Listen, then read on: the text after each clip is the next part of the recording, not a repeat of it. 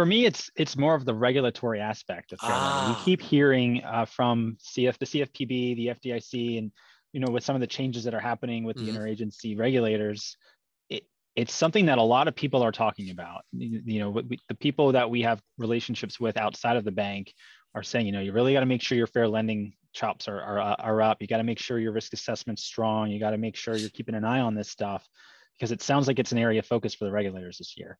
And I appreciate your comments about being socially conscientious. That's something we want to serve our customers. We want to meet the Mhm. credit needs of our communities. But what I worry about is there going to be a change in how the regulators are assessing our fair lending risk? Are they going to be expecting us to do more? Are they going to be digging deeper? What is that whole issue between disparate treatment and disparate impact? How does that affect banks like ours?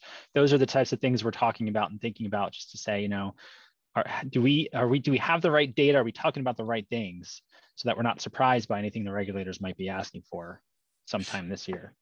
Yeah, I remember when I was at a community bank several years ago, it was a big deal. And they were very pro fair lending, obviously. And Sure. and most management teams are, because you want to Yeah. give opportunities to everyone who qualifies.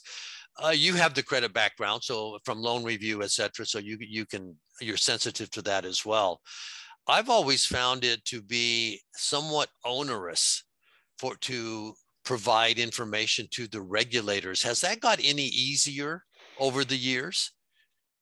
I don't think so. I mean, there's software out there that helps compile some data, but it's Mm-hmm. still like a lot of things. I think it's any highly regulated industry, there's going to be so much manual touch that it's hard to have a really easy process to get the stuff to them that they need.